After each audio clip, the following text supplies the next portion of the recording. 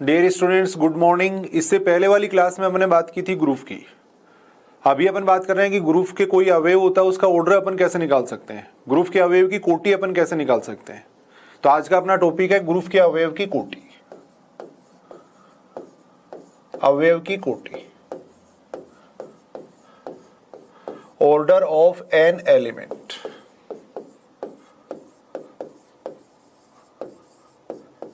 उससे पहले थोड़ी सी अपन बात कर लेते हैं इंटीग्रल पावर की। कोई भी अवयव है उसकी पूर्णांक घात का क्या मतलब होता है।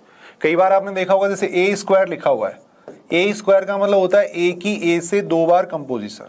ए की ए से जो कंपोजिशन होती है उसको अपन कहते हैं ए स्क्वायर। ए क्यूब का मतलब होता है ए की ए से 3 बार कंपोजिशन। कंपोजिशन कोई भी हो सकती है, संक्रिया कोई भी हो सकती है। संक्रिया गुणा भी हो सकती है, प्लस भी हो सकती है, कोई भी हो सकती है। ए की पावर एन का मतलब होता है ए की ए से एन बार संक्रिया। ए की ए से एन बार संक्रिया। ए की पावर एन का मतलब होता है ए की ए से एन बार संक्रिया। अगर संक्रिया प्लस हो, यदि संक्रिया प्लस हो, तब ए की पावर एन को अपन ऐसे लिख सकते हैं ए प्लस एन बार। और ए प्लस एन बार करेंगे तो इसका मतलब हो जाएगा एन डॉट ए। यानी संक्रिया अगर प्लस हो, कंपोजिशन अगर प्लस हो, तब ए की पावर एन का मतलब होता है एन डॉट ए। ए की पावर एन का मतलब होता है एन डॉट ए होता है।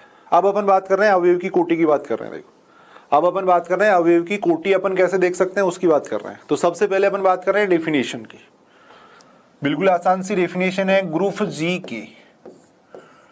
जी के अवयव ए की कोटि एन कहलाती है। ग्रुप जी के अवयव ए की कोटि एन कहलाती है यदि एन छोटे से छोटा धनात्मक पूर्णांक इस प्रकार है कि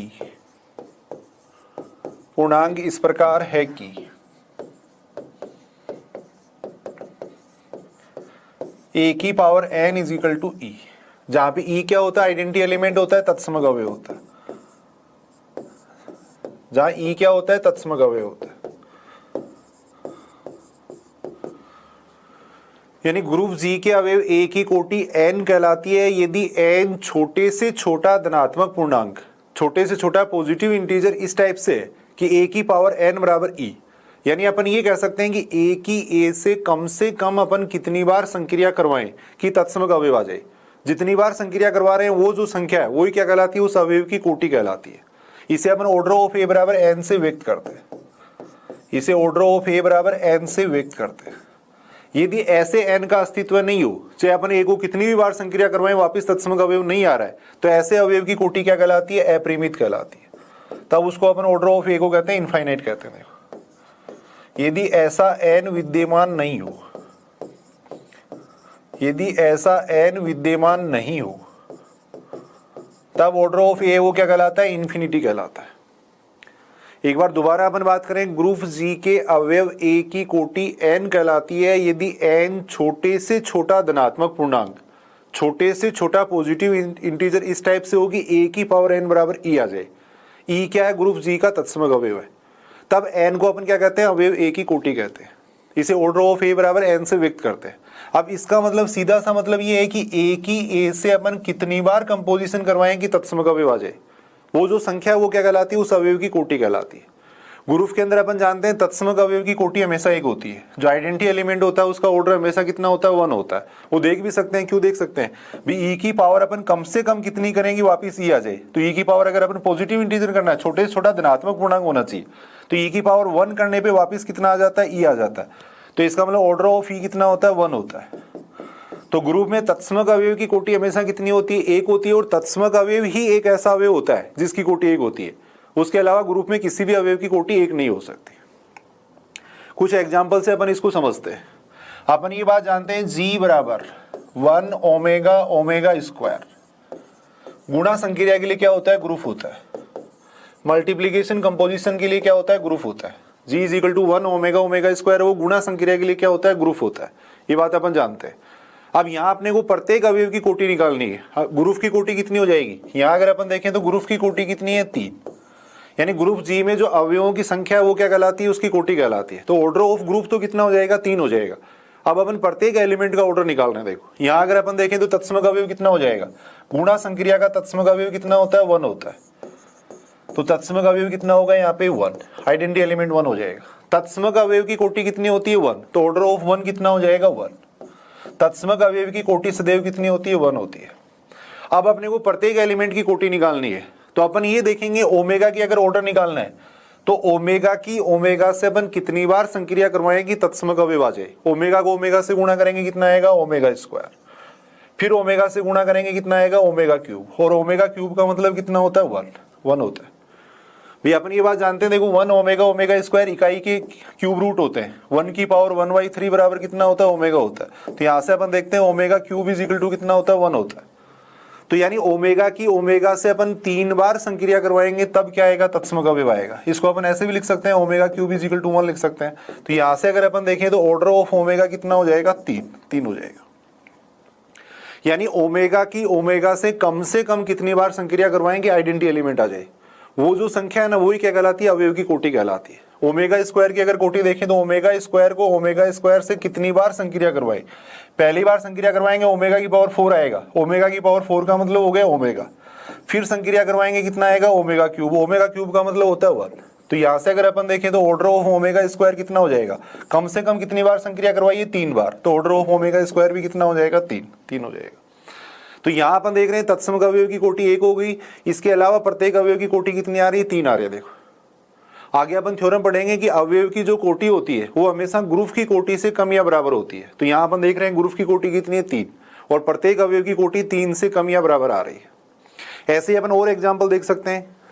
जी बराबर ले लिया अपन, ये बात जानते हैं, जी बराबर 1 -1 आयोटा माइनस आयोटा। गुणा संक्रिया के लिए क्या होता है, ग्रुप होता है। गुणा संक्रिया के लिए क्या होता है, ग्रुप होता है। और गुणा संक्रिया के लिए तत्समक अवयव कितना होता है, 1 होता है। तत्समक अवयव कितना हो जाएगा, 1 हो जाएगा। तत्समक अवयव होता है 1।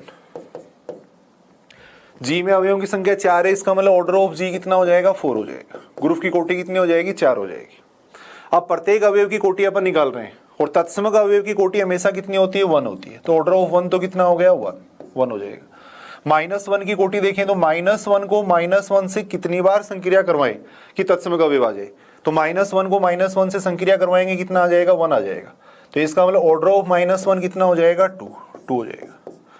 -1 को -1 से 2 बार संक्रिया करवा रहे हैं तब तत्समक अवयव आ रहा है। तो इसका मतलब ऑर्डर ऑफ -1 कितना हो गया, 2 हो गया। आयोटा की कोटि देखनी है अपने को, तो अपन ये देखेंगे आयोटा की आयोटा से कितनी बार संक्रिया करवाएंगे तत्समक अवयव आ जाए। पहली बार संक्रिया करवाएंगे कितना आएगा, -1। फिर आयोटा से संक्रिया करवाएंगे माइनस आयोटा आएगा। फिर आयोटा से संक्रिया करवाएंगे कितना आएगा, 1 आएगा। तो यहां से अगर अपन देखें तो आयोटा की कोटि कितनी हो जाएगी, 4। आयोटा का एलिमेंट ये ऑर्डर कितना हो जाएगा, 4 हो जाएगा। देखो यानी कम से कम कितनी बार संक्रिया करवाएंगे आइडेंटिटी एलिमेंट आ जाए। वो जो संख्या है वही क्या कहलाती है, उस ग्रुप अवयव की कोटि कहलाती है। ऐसे माइनस आयोटा को माइनस आयोटा से कितनी बार संक्रिया करवाएंगे तत्समक अवयव आ जाए। माइनस आयोटा को माइनस आयोटा से संक्रिया करवाएंगे, minus minus plus, iota square का मतलब हो जाएगा -1। फिर माइनस आयोटा से संक्रिया करवाएंगे, प्लस आयोटा आएगा। फिर माइनस आयोटा से संक्रिया करवाएंगे कितना आएगा, 1 आएगा। फिर माइनस आयोटा से संक्रिया करवाएंगे कितना आएगा, 1 आएगा। तो यहां अपन देख रहे हैं माइनस आयोटा को जब 4 बार संक्रिया करवा रहे हैं तब तत्समक अवयव आ रहा है। तो इसका मतलब ऑर्डर ऑफ माइनस आयोटा भी कितना हो जाएगा, 4 हो जाएगा। तो यहां अपन देख रहे हैं एक अवयव की कोटि 1 हो गई। ग्रुप के अंदर केवल तत्समक अवयव की ही कोटि क्या होती है, 1 होती है। तो यहां अपन देख रहे हैं ऑर्डर ऑफ 1 बराबर 1 आ रहा है। इसके अलावा प्रत्येक अवयव की कोटि या तो 2 आ रही है, 4 आ रही है। अपन ये बात जानते हैं, आगे थ्योरम पढ़ेंगे कि अवयव की कोटि हमेशा ग्रुप की कोटि से कम या बराबर होती है। यहाँ अपन देख रहे हैं सभी अवयवों की कोटि 4 से कम या बराबर ही आ रही है। आगे अपन एक थ्योरम पढ़ेंगे, ऑर्डर ऑफ ई बराबर होता है ऑर्डर ऑफ ए इनवर्स। यानी किसी भी अवयव की कोटि और उसके प्रतिलोम की कोटि हमेशा बराबर होती है, इनवर्स की कोटि हमेशा बराबर होती है। यहाँ अपन देख सकते हैं, देखो आयोटा का इनवर्स कौन होता है, माइनस आयोटा होता है। क्योंकि आयोटा को अगर माइनस आयोटा से गुणा करते हैं तो तत्समक अवयव आ जाता है। भाई आइडेंटिटी एलिमेंट की तो इनवर्स एलिमेंट की तो डेफिनेशन है, ए को अगर बी से संक्रिया करवाने पे अगर ई आ जाता है तब बी क्या कहलाता है, ए का प्रतिलोम अवयव कहलाता है। तो आयोटा को माइनस आयोटा से गुणा करने पे क्या आ रहा है, तत्सम अवयव आ रहा है। तो इसका मतलब आयोटा का प्रतिलोम कौन हो गया, माइनस आयोटा। अब यहां अपन देख रहे हैं आयोटा की कोटि और माइनस आयोटा की कोटि बराबर आ रही है, देखो, यानी अवयव की कोटि और उसके प्रतिलोम की कोटि हमेशा क्या होती है, बराबर होती है, वो अपन कह सकते हैं। देखो और एग्जाम्पल अपन ले सकते हैं, जैसे जी बराबर अपन ले रहे हैं, ये ले रहे हैं, देखो जी बराबर ले रहे हैं अपन 0 1 2 3। अपन ये बात जानते हैं +4 संक्रिया के लिए क्या होता है, ग्रुप होता है। +4 संक्रिया के लिए क्या होता है, ग्रुप होता है। अपन ये बात जानते हैं, देखो Zn + n वो क्या होता है, सदैव ग्रुप होता है। अवशेष योग n संक्रिया के लिए क्या होता है, ग्रुप होता है। लेकिन Zn गुणा n है वो तभी ग्रुप होता है। अवशेष गुणन n संक्रिया के लिए ग्रुप तभी होता है जब n क्या हो, प्राइम नंबर हो। ये ध्यान रखना है, कई बार पूछा भी जाता है एग्जाम के अंदर। ये तो सदैव ग्रुप होता है, ये तो सदैव ग्रुप होता है। लेकिन Zn है वो गुणा n संक्रिया के लिए ग्रुप तभी होता है। मॉडुलो n संक्रिया के लिए ग्रुप तभी होता है जब n क्या हो, प्राइम नंबर हो, अभाज्य संख्या हो, तभी ग्रुप होता है। तो G बराबर 0 1 2 3 है वो इस संक्रिया के लिए क्या होता है, ग्रुप होता है। कंपोजिशन टेबल बना के अपन चेक कर सकते हैं, जैसे ग्रुप के अंदर अपन ने देखा था। यहाँ प्रत्येक अवयव की कोटि अपने को निकालनी है। तो तत्समक अवयव प्लस संक्रिया तत्समक अवयव कितना हो जाएगा, 0। तत्समक अवयव हो जाएगा यहाँ पे 0। तत्समक अवयव की कोटि हमेशा कितनी होती है, 1 होती है। तत्समक अवयव की कोटि कितनी होती है, 1 होती है। अब एक की अपने को कोटि देखनी है, तो अपन ये देखेंगे एक को एक से कितनी बार संक्रिया करवाएंगे तत्समक अवयव आ जाए। एक को एक से अपन कितनी बार संक्रिया करवाएंगे तत्समक अवयव आ जाए। संक्रिया अपने को ये करवानी है, जिस संक्रिया के लिए ग्रुप है वो संक्रिया करवानी है। तो एक में एक जोड़ेंगे कितना आएगा, 2। फिर एक जोड़ेंगे कितना आएगा, 3। तत्समक अवयव आना चाहिए तब तक अपन संक्रिया करवाएंगे। एक में एक जोड़ेंगे 2 आएगा, 2 में एक जोड़ेंगे 3 आएगा, 3 में एक जोड़ेंगे कितना आएगा, 4। और 4 का मतलब कितना होता है, 0। अवशेष योग n संक्रिया के लिए अपन ये बात जानते हैं। देखो अगर a की b से संक्रिया करवाने पर, a की b से संक्रिया करवाने पे यदि n से कम आता है तब तो अपने को a + b लिखना है, वो संख्या लिखनी है। और अगर a में b जोड़ने पे n या n से ज्यादा आता है तब अपन क्या करेंगे, n का भाग देंगे। a + b में n का भाग देंगे, जो शेषफल आता है वो लिखेंगे। भाग देने पर जो शेषफल आता है वो अपन लिखेंगे। संक्रिया का नाम ही अवशेष योग संक्रिया, यानी हमेशा इसका मान शेषफल के बराबर ही रहता है। किसी भी संख्या का अगर 4 में भाग दोगे तो जो शेषफल बच सकता है वो शेष यहाँ पे आएगा। देखो तो a की अगर b से संक्रिया करवाने पे n से कम आता है तब तो वही संख्या लिखनी है। n या n से ज्यादा आता है तब n का भाग दे देंगे, जो शेषफल बचेगा वो अपन लिखेंगे। तो यहाँ एक में एक जोड़ेंगे 2 आएगा, फिर एक जोड़ेंगे 3 आएगा, फिर एक जोड़ेंगे 4 आएगा। 4 में 4 का भाग देंगे, शेषफल क्या बचेगा, 0 बचेगा। तो यहाँ अपने कितनी बार संक्रिया करवाई है, 4 बार संक्रिया करवाई है, तब क्या आ रहा है, देखो तत्समक अवयव आ रहा है, आइडेंटिटी एलिमेंट आ रहा है। तो ऑर्डर ऑफ 1 कितना हो जाएगा, यहाँ पे 4 हो जाएगा। 2 की 2 से कितनी बार संक्रिया करवाएंगे तत्समक अवयव आ जाए, 2 में 2 जोड़ेंगे कितना आएगा, 4। यानी 2 बार संक्रिया करवाने पे ही क्या आ रहा है, तत्समक अवयव आ रहा है। तो इसका मतलब ऑर्डर ऑफ 2 कितना हो जाएगा, 2 हो जाएगा। फिर 2 में 2 जोड़ेंगे 4, और 4 का मतलब कितना हो जाएगा, 0। फिर अपन संक्रिया करवा रहे हैं, 3 की संक्रिया करवा रहे हैं। 3 में 3 जोड़ेंगे कितना आएगा, 6 का मतलब हो गया 2। 6 में 4 का भाग दे देंगे, जो शेषफल बचेगा वो अपन लिखेंगे। 3 में 3 जोड़ेंगे 6 का मतलब 2 हो गया। फिर 3 जोड़ेंगे कितना आएगा, 5 का मतलब 1 हो गया।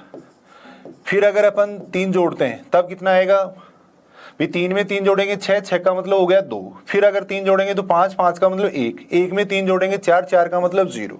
तो यहाँ से अगर अपन देखें तो ऑर्डर ऑफ 3 कितना हो जाएगा, 4 हो जाएगा। देखो तो यहाँ अपन देख सकते हैं, देखो G बराबर 0 1 2 3 इस संक्रिया के लिए क्या होता है, ग्रुप होता है। प्रत्येक अवयव की कोटि अपन यहाँ पे देख सकते हैं। देखो तत्समक अवयव की कोटि सदैव 1 होती है। इसके अलावा प्रत्येक अवयव की कोटि अपन देख रहे हैं। देखो 1 की कोटि कितनी हो जाएगी, 4। 2 की कोटि कितनी हो जाएगी, 2। 3 की कोटि कितनी हो जाएगी, 4। प्रत्येक अवयव की कोटि क्या आएगी, ग्रुप की कोटि से कम या बराबरी रहेगी। प्रत्येक अवयव की कोटि ग्रुप की कोटि से कम या बराबरी रहती है। तो इस तरीके से अपने को केवल ये देखना है कितनी बार संक्रिया करवाएंगे तत्समक अवयव आ जाए। कितनी बार संक्रिया करवाएंगे तत्समक अवयव आ जाए, वो जो संख्या है वही क्या कहलाती है, उस अवयव की कोटि कहलाती है। और एग्जाम्पल अपन देख सकते हैं। G बराबर अपन ने ले लिया 1 2 3 4। संक्रिया अपन ने ये ले ली, संक्रिया ले रहे हैं अपन अवशेष गुणन 5, ये ले रहे हैं। अभी अपन बात कर रहे थे, देखो Zn है वो गुणा n संक्रिया के लिए ग्रुप तभी होता है जब n क्या हो, प्राइम नंबर हो। n अभाज्य संख्या हो तभी ग्रुप होता है, इसके अलावा ग्रुप नहीं होगा। अगर यहाँ पे अपन लेते Z4 लेते तो Z4 है वो ग्रुप नहीं होगा। Z4 है वो ग्रुप नहीं होगा क्योंकि वो संक्रिया वहां पे समवर्ती नहीं होगी, वो संक्रिया गुणन संक्रिया के लिए क्या होगा, समवर्ती नहीं होगा। तो यहाँ पे अगर अपन बात करें तो ये क्या होता है, संक्रिया के लिए ग्रुप होता है, कंपोजिशन टेबल बना के अपन चेक कर सकते हैं, जैसा कि अपन ने पीछे चेक किया था। यहाँ अगर अपन देखें तो तत्समक अवयव कितना हो जाएगा, तत्समक अवयव हो जाएगा 1,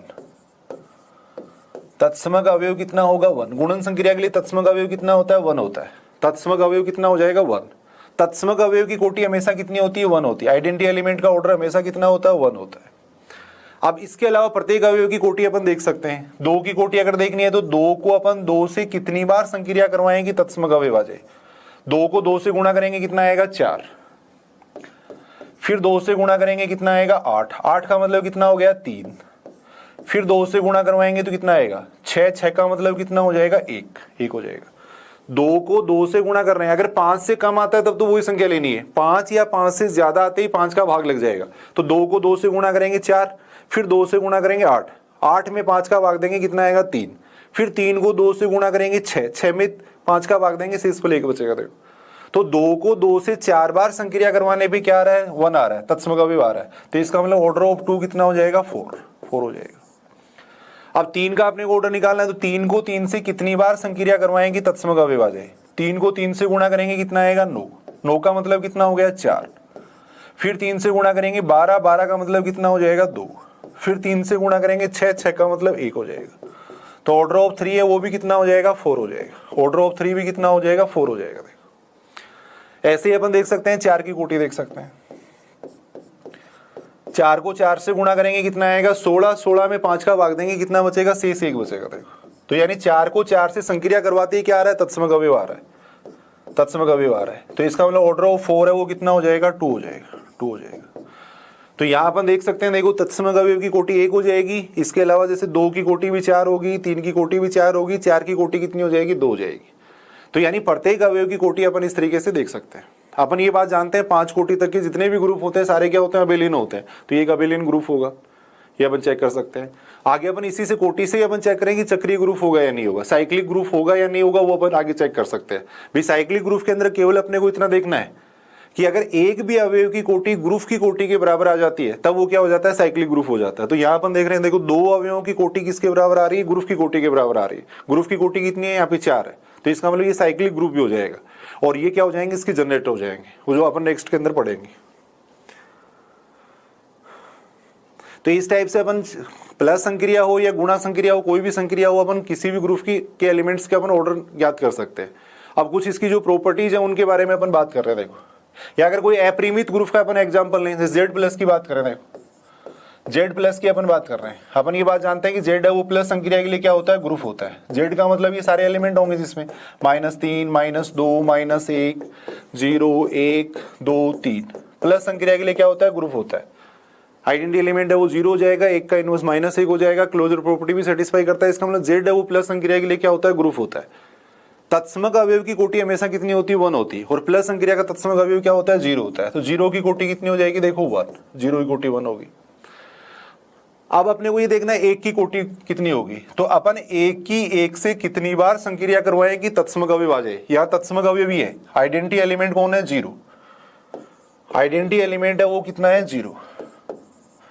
तो आपने को ये देखना है कि 1 की 1 से अपन कितनी बार संक्रिया करवाएं कि तत्समक अवयव आ जाए। तो 1 में 1 जोड़ेंगे कितना आएगा, 2। फिर 1 जोड़ेंगे कितना आएगा, 3। कितनी भी बार अपन जोड़ते जाएं लेकिन तत्समक अवयव नहीं आएगा। देखो तत्समक अवयव नहीं आएगा, कितनी भी बार अपन जोड़े तत्समक अवयव नहीं आएगा, 0 नहीं आएगा। देखो तो इसका मतलब ये हुआ कि यहाँ पे ऐसे n का अस्तित्व नहीं है, ऐसे n का अस्तित्व नहीं है।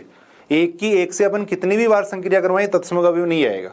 साधारण अगर अपन योग की बात करें तो तत्समक अवयव नहीं आएगा, 0 नहीं आएगा। तो इसका मतलब ऑर्डर ऑफ 1 कितना हो जाएगा, इनफाइनाइट हो जाएगा। ऑर्डर ऑफ 1 कितना हो जाएगा, अपरिमित हो जाएगा। इसी प्रकार अपन बाकी जो अवयव है उनकी कोटि भी अपन देख सकते हैं, वो भी क्या होगी, अपरिमित होगी। तो जेड प्लस एक ग्रुप हो जाएगा जिसके अंदर तत्समक अवयव की कोटि 1 होगी। उसके अलावा जितने भी अवयव है उनकी कोटि क्या हो जाएगी, इनफाइनाइट हो जाएगी, अपरिमित हो जाएगी। देखो कुछ थ्योरम्स की अपन बात कर सकते हैं। देखो ये जरूर अपने को याद करनी है, इसकी जो प्रॉपर्टीज है वो अपने को जरूर याद करनी है, क्योंकि यही से छोटे क्वेश्चन बनते हैं। थ्योरम्स की स्टेटमेंट अगर अपन ध्यान में रखेंगे तो तुरंत अपन क्वेश्चन का उत्तर दे सकते हैं। देखो सबसे पहली प्रॉपर्टी ये देखो किसी भी ग्रुप के अवयव की जो कोटि होती है वो ग्रुप की कोटि से कम या बराबर होती है। यानी अपन ये कह सकते हैं कि ऑर्डर ऑफ ए हमेशा लेस देन इक्वल टू होता है ऑर्डर ऑफ जी से, ये अपन कह सकते हैं। अभी अपन देख भी रहे थे, कोई भी एग्जांपल आप देख सकते हो। जी बराबर अपने लिया था 1 - 1 ये लिया था। अभी अपन देख रहे थे जी बराबर अपने लिया था, ये लिया था 1 - 1 आयोटा माइनस आयोटा, ये अपने लिया था। यहाँ अपने देखा था ऑर्डर ऑफ 1 कितना था, 1 था। ऑर्डर ऑफ -1 कितना था, 2 था। ऑर्डर ऑफ आयोटा कितना था, 4 था। ऑर्डर ऑफ माइनस आयोटा कितना था, 4 था। अब यहाँ आप देख सकते हो ग्रुप की कोटि कितनी है, यहाँ पे ग्रुप की कोटि कितनी है, 4 है। देखो तो अपन देख रहे हैं प्रत्येक अवयव की कोटि ग्रुप की कोटि से क्या आ रही है, कम या बराबर आ रही है। यानी ऑर्डर ऑफ ए हमेशा लेस देन इक्वल टू होता है किससे, ऑर्डर ऑफ जी से। सेकंड अपन ये कह सकते हैं, देखो ऑर्डर ऑफ ए बराबर होता है किसके, ऑर्डर ऑफ ए इनवर्स के। अवयव की कोटि हमेशा उसके प्रतिलोम की कोटि के बराबर होती है। तो यहाँ अपन देख रहे हैं, देखो आयोटा का प्रतिलोम कौन होता है, माइनस आयोटा। क्योंकि आयोटा का माइनस आयोटा से अपन संक्रिया करवाते हैं तो तत्समक अवयव आ जाता है। तो इसका मतलब आयोटा का प्रतिलोम कौन हुआ, माइनस आयोटा। और आयोटा की कोटि भी 4 आ रही है, माइनस आयोटा की कोटि भी 4 आ रही है। देखो दोनों की कोटि 4 आ रही है। देखो तो अपन ये कह सकते हैं -1 का प्रतिलोम कौन होगा, -1 ही होगा। प्रतिलोम का मतलब क्या है, अगर ए की बी से संक्रिया करवाने पे अगर तत्समक अवयव आ जाता है तब बी को अपन क्या कहते हैं, ए का प्रतिलोम कहते हैं। देखो तो -1 की अगर -1 से संक्रिया करवाएंगे, -1 की -1 से संक्रिया करवाएंगे, संक्रिया यहाँ पे गुणा है, तो -1 को -1 से गुणा करते ही क्या आ रहा है, तत्समक अवयव आ रहा है। तो इसका मतलब -1 क्या का प्रतिलोम क्या हो जाएगा, -1 ही हो जाएगा। तो अपन देख सकते हैं, देखो इनवर्स का जो ऑर्डर है वो भी क्या आ रहा है, अवयव के ऑर्डर के बराबर ही आ रहा है। देखो तो ऑर्डर ऑफ ए बराबर होता है हमेशा किसके, ऑर्डर ऑफ ए इनवर्स के बराबर होता है। तीसरी बात अपन ये देख सकते हैं, देखो जैसे कोई भी ग्रुप ले रहे हो आप, तीसरी प्रॉपर्टी अपन ये देख सकते हैं ग्रुप जी स्टार में, जो कि एक इंपॉर्टेंट प्रॉपर्टी भी है, इससे संबंधित क्वेश्चन पूछा भी जाता है। ऑर्डर ऑफ ए बराबर एन है, तब ऑर्डर ऑफ ए की पावर एम का मान निकालना है। कोई भी जैसे इंटीग्रल पावर का अगर मान निकालना है, ऑर्डर ऑफ ए की पावर एम का मान निकालना है, तो उसका फॉर्मूला ये होता है एन नीचे होता है HCF, highest common factor of M and N, ये होता है। देखो यानी ऑर्डर ऑफ ए बराबर एन है और ऑर्डर ऑफ ए की पावर एम का मान निकालना है, तो एन में अपन भाग दे देंगे किसका, एम और एन के में से पेगा, हाईएस्ट कॉमन फैक्टर निकाल लेंगे। देखो इसका ग्रेटेस्ट कॉमन डिवाइजर इसका निकाल लेंगे, हाईएस्ट कॉमन फैक्टर निकाल लेंगे, उसका भाग दे देंगे। देखो ऑर्डर ऑफ ए बराबर एन है, तब ऑर्डर ऑफ ए की पावर एम बराबर होता है N upon HCF of M N, formula होता है। देखो कोई भी एग्जांपल अपन लेके देख सकते हैं, जैसे ऑर्डर ऑफ ए बराबर दे दिया, मान लो आपको ये दे दिया, ऑर्डर ऑफ ए बराबर मान लो दे दिया आपको 15। अब अपने को पूछा गया, देखो इसका मान पूछा गया है, ऑर्डर ऑफ ए की पावर 5 का मान पूछा गया है, या ऑर्डर ऑफ ए की पावर 5 का या किसी का भी मान पूछा गया है। ऑर्डर ऑफ ए बराबर अपने को 15 दे दिया, अपने को ऑर्डर ऑफ ए की पावर 5 का मान पूछा गया है। तो इस फॉर्मूले से अगर अपन देखें, इस फॉर्मूले से अगर अपन देखें तो कितना आएगा, ऑर्डर ऑफ ए की पावर 5 कितना आ जाएगा, फॉर्मूला होता है एन, एन की जगह यहाँ पे कितना हो गया 15 हो जाएगा। नीचे आएगा HCF, नीचे आएगा HCF, किसका HCF निकालेंगे अपन, 5 और 15 का, m की जगह 5 है और n की जगह 15, देखो 5 और 15 का HCF निकालेंगे। अब इसको सॉल्व करेंगे तो 15, 5 और 15 का HCF कितना आ जाएगा, ये कॉमन फैक्टर कितना आएगा 5। अब इसको सोल्व करेंगे तो कितना आएगा 3 आएगा। देखो तो ऑर्डर ऑफ ए बराबर अगर 15 है तो ऑर्डर ऑफ ए की पावर 5 बराबर कितना होता है, 3 होता है। अब देखने में ऐसे लग रहा है कि इसका ऑर्डर ज्यादा होना चाहिए, लेकिन इंटीग्रल पावर का ऑर्डर हमेशा अवयव की कोटि से कम या बराबर होता है। ऐसे अपन आगे थ्योरम भी पढ़ेंगे और वैसे भी अपन देख सकते हैं। ऑर्डर ऑफ ए की पावर के लेस देन इक्वल टू होता है हमेशा ऑर्डर ऑफ ए से।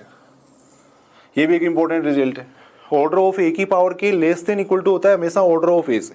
यानी पावर बढ़ाने से ऐसा नहीं है कि डिग्री भी बढ़ती जाएगी या ऑर्डर बढ़ता जाएगा। अगर इसकी डिग्री अपन बढ़ा रहे हैं या पावर बढ़ा रहे हैं तो ऐसा नहीं ऑर्डर बढ़ेगा। इसका ऑर्डर या तो कम आएगा या उसके बराबर आएगा, या तो कम आएगा या उसके बराबर आएगा, ये अपन देख सकते हैं। देखो तो ऐसे छोटे छोटे क्वेश्चन पूछे जाते हैं। इसीलिए मैं कह रहा हूँ कि कॉलेज वाला जो सिलेबस है वो आपके एग्जाम सिलेक्शन के लिए बहुत ही सहायक सिद्ध हो सकता है। कि छोटे छोटे क्वेश्चन, अब ऑर्डर ऑफ ए बराबर 15 दे दिया, इसका मान पूछा है, तो जिसको ये कंसेप्ट पता है तुरंत इसका आंसर बता सकता है, बिना किसी कैलकुलेशन के, बिना किसी टाइम के, तुरंत इसका आंसर बता सकता है। कोई भी मान लो और कोई क्वेश्चन अगर अपन देखें, जैसे ये दे दिया, मान लो ऑर्डर ऑफ ए बराबर ये दे रखा है, ऑर्डर ऑफ ए बराबर दे दिया मान लो अपने को, कोई भी ऑर्डर ऑफ ए बराबर दे रखा है 7 दे रखा है। अब पूछा है ऑर्डर ऑफ ए की पावर 2021 का मान पूछा गया है, इसका मान पूछा गया है। ऑर्डर ऑफ ए की पावर 2021 का मान पूछा गया है, तो तुरंत अपन निकाल लेंगे ऑर्डर ऑफ ए की पावर 2021। फॉर्मूला हो जाएगा 7 अपॉन में आ जाएगा HCF आ जाएगा। देखो 7 और 2021 का HCF लिख देंगे, दोनों का HCF कितना आएगा 1 आएगा, तो ये कितना हो जाएगा 7/1, यानी कितना हो जाएगा 7 ही हो जाएगा। देखो तो ऑर्डर ऑफ ए बराबर अगर 7 है तो ये कितना हो जाएगा 7 ही हो जाएगा, उतना ही मान हो जाएगा। देखो तो अपन ये देख सकते हैं ऑर्डर ऑफ ए की पावर की वो हमेशा लेस देन इक्वल टू होता है किससे, ऑर्डर ऑफ ए से लेस देन इक्वल होता है। एक ऐसी थ्योरम अपन जरूर देखते हैं, देखो यदि ऑर्डर ऑफ ए बराबर n है, जो कि इंपॉर्टेंट है, ऑर्डर ऑफ ए बराबर n है तथा p व n है वो क्या है, रिलेटिवली प्राइम नंबर है। p व n सापेक्षिक अभाज्य संख्या है, p व n सापेक्षिक अभाज्य संख्या है। सापेक्षिक अभाज्य का मतलब क्या होता है भी, दोनों का अगर मैसेप निकालेंगे या हाईएस्ट कॉमन फैक्टर निकालेंगे तो वो क्या आना चाहिए 1 आना चाहिए। यदि दो संख्याओं का हाईएस्ट कॉमन फैक्टर या मैसेप अगर 1 होता है तब उनको कहते हैं रिलेटिवली प्राइम नंबर कहते हैं। यहाँ अभाज्य से मतलब नहीं है, सापेक्षिक अभाज्य का मतलब अलग होता है भी 4 और 3 दोनों सापेक्षिक अभाज्य संख्या। देखो 4 अभाज्य नहीं है लेकिन 4 और 3 सापेक्षिक अभाज्य संख्या है। सापेक्षिक अभाज्य का मतलब दोनों का ग्रेटेस्ट कॉमन फैक्टर है वो क्या होना चाहिए 1 होना चाहिए। तो ऐसी एक थ्योरम है ऑर्डर ऑफ ए बराबर n है और p और n सापेक्षिक अभाज्य संख्या है, तब ऑर्डर ऑफ ए की पावर p बराबर भी कितना होता है n ही होता है, n ही होता है। देखो उस थ्योरम से अपन देख सकते हैं ऑर्डर ऑफ ए की पावर p निकालेंगे कितना आएगा, ऊपर तो n आ जाएगा, नीचे आएगा कितना आएगा HCF आएगा किसका p और n का, p और n का HCF आएगा, n आ जाएगा p और n का HCF कितना हो जाएगा 1 हो जाएगा, क्योंकि रिलेटिवली प्राइम नंबर है। p और n सापेक्षिक अभाज्य संख्या है तो उनका HCF कितना हो जाएगा 1 हो जाएगा, तो यहां से कितना आएगा n ही आएगा। देखो तो ऑर्डर ऑफ ए की पावर p बराबर कितना हो जाएगा n हो जाएगा। देखो तो ऑर्डर ऑफ ए बराबर n होता है तो ऑर्डर ऑफ ए की पावर p बराबर भी कितना होता है n होता है। कोई भी एग्जांपल अपन देख सकते हैं, ऑर्डर ऑफ ए बराबर मान लो दे दिया 13 दे दिया सपोज, ऑर्डर ऑफ ए की पावर अपने को पूछा गया, जैसे ये पूछा गया 2020 का मान पूछा गया तो कितना आएगा, वो भी कितना आएगा 13 ही आएगा। ऑर्डर ऑफ ए की पावर 2020 का मान भी कितना आ जाएगा 13 ही आ जाएगा, क्योंकि दोनों रिलेटिवली प्राइम संख्या है, दोनों रिलेटिवली प्राइम संख्या है। कोई भी अपने को देख सकते हैं ऑर्डर ऑफ ए की पावर 100 का मान पूछा गया है वो भी कितना रहेगा 13 ही रहेगा। देखो तो एक सीधा सा अपन रिजल्ट या इससे पीछे वाला रिजल्ट अगर अपन याद कर लें तो उससे भी क्वेश्चन अपन तुरंत कर सकते हैं भाई, उससे भी क्वेश्चन अपन तुरंत कर सकते हैं। बाकी डायरेक्ट अगर रिजल्ट पूछा जाता है तो भी इसको अपन याद रखेंगे। थ्योरम्स की स्टेटमेंट विद छोटे छोटे एग्जाम्पल अगर वो अपन ध्यान में रखें तो उनसे इंटरेस्ट भी क्रिएट होगा और जल्दी से याद भी हो जाएगा। और अगर अपन आगे बात करें, एक अपन ये देख सकते हैं अवयव की कोटि, अभी जो अपन बात कर रहे थे, यानी ऑर्डर ऑफ ए के लेस देन इक्वल टू होता है हमेशा ऑर्डर ऑफ ए से, ये अपन कह सकते हैं। देखो कोई भी ग्रुप का एग्जांपल ले लो, जी बराबर अपन ने ले लिया, ये ले लिया, देखो 1 - 1 आयोटा, यहाँ पे भी अपन देख रहे थे ये ले लिया। देखो संक्रिया अपन ने ले ली, मान लो गुणा ले ली, संक्रिया अपन ने ले ली, गुणा ले ली। देखो अब यहाँ ऑर्डर ऑफ आयोटा अपन जानते हैं कितना होता है 4 होता है, ऑर्डर ऑफ आयोटा कितना होता है 4 होता है, ऑर्डर ऑफ आयोटा कितना होता है 4 होता है। अब आयोटा की पावर बढ़ाते जाओ आप, या तो इसका ऑर्डर घटता जाएगा या इसके बराबर रहेगा, यानी ऑर्डर ऑफ ए की पावर के लेस देन इक्वल टू होता है ऑर्डर ऑफ ए से। जैसे आयोटा की पावर 15 का मान निकालना है मेरे को, ऑर्डर ऑफ आयोटा की पावर 15 का मान निकालना है, देखो तो या तो उस थ्योरम से निकाल लो, या वैसे भी अगर अपन देखें वो थ्योरम नहीं भी जानते तो भी अगर अपन देखें तो आयोटा की पावर 15 का मतलब कितना हो जाएगा, आयोटा की पावर 15 का मतलब हो जाएगा आयोटा क्यूब। 15 में अपन 4 का भाग दे देंगे, जो शेषफल बचेगा वो अपन यहाँ पे लिख लेंगे। देखो 15 में 4 का भाग देंगे, जो शेषफल बचेगा, क्योंकि आयोटा की पावर 4 का मान 1 होता है, जैसे ही पावर 4 होती है इसका मान 1 हो जाता है, तो 4 का भाग दे देंगे, जो शेषफल बचता है वो अपन लिख लेंगे।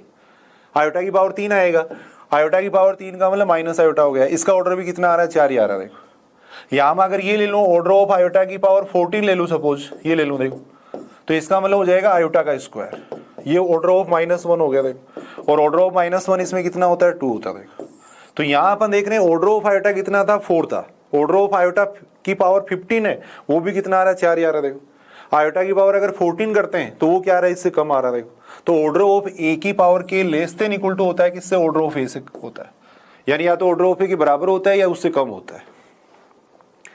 एक थ्योरम और है इसके अंदर भी अपन ये देख सकते हैं, जैसे ऑर्डर ऑफ ए बराबर n है, ऑर्डर ऑफ ए बराबर है n, तब a की पावर m बराबर e होता है, a की पावर m बराबर e होगा यदि और केवल यदि,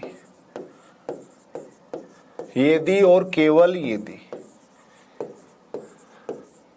एम एन का गुणज है, एम एन का गुणज है, मल्टीपल है, यानी एम अगर एन का मल्टीपल है तब ए की पावर एम बराबर हमेशा ई होता है, यानी ऑर्डर ऑफ ए बराबर कितना है, एन है, और ए की पावर में क्या लिखना है आपको, एन का मल्टीपल लिखना है, ए की पावर में क्या लिखना है आपको, एन का मल्टीपल लिखना है, तब ए की पावर एम बराबर हमेशा ई आता है। दोनों तरफ इस बात को अपन देख सकते हैं, यानी ये है तब ये लिख सकते हैं, अगर एम एन का मल्टीपल है तब अपन ये लिख सकते हैं। देखो दोनों तरफ इस बात को देखा जा सकता है, कोई भी देख सकते हैं अपन भी। जी बराबर ये एग्जांपल ले लेते हैं 1 - 1 आयोटा माइनस आयोटा, ये एग्जांपल अपन देख रहे हैं।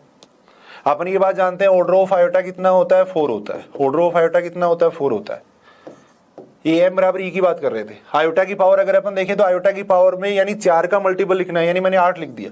अब इसका मान अगर देखें तो आयोटा की पावर 8 का मान कितना होता है, 1 ही होता है, यानी आयोटा की पावर में 4 का कोई भी मल्टीपल लिख दो आप, 100 लिख दिया मैंने, इसका मान भी कितना मिलेगा, 1 ही मिलेगा। आयोटा की पावर में मैंने 1000 लिख दिया, इसका मान भी कितना मिलेगा, 1 ही मिलेगा, यानी आइडेंटिटी एलिमेंट के बराबर मिलेगा, तत्समक अवयव के बराबर मिलेगा, ये अपन कह सकते थे। तो ऑर्डर ऑफ ए बराबर अगर एन है तो ए की पावर एम बराबर ई होता है यदि एम एन का मल्टीपल हो। तो इस तरीके से अपन अवयव की कोटि वगैरह निकालना देख सकते हैं। देखो अभी अपन बात कर रहे थे अवयव की कोटि की बात कर रहे थे, ऑर्डर ऑफ एन एलिमेंट की बात कर रहे थे, उसी से रिलेटेड एक टॉपिक है साइक्लिक ग्रुप, चक्रीय ग्रुप। उसी से रिलेटेड एक टॉपिक है चक्रीय ग्रुप, साइक्लिक ग्रुप। कम से कम 1 या 2 क्वेश्चन इससे पूछे जाते हैं, वेरी इंपॉर्टेंट है। फर्स्ट ग्रेड हो, सेकंड ग्रेड हो, कम से कम 1 या 2 क्वेश्चन इससे पूछा जाता है। चक्रीय ग्रुप है, इसको मोनोजेनिक ग्रुप भी कहते हैं। चक्रीय ग्रुप को मोनोजेनिक ग्रुप भी कहा जाता है।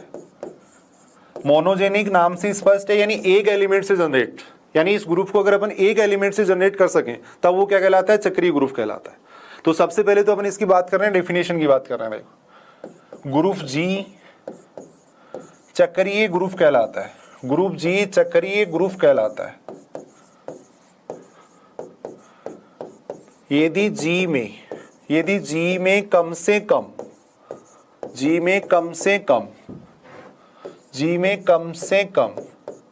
एक अवयव ए ऐसा विद्यमान हो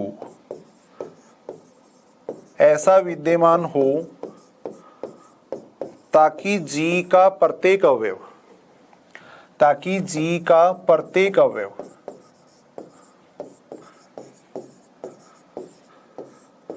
ए की पूर्णांक के रूप में लिखा जा सके,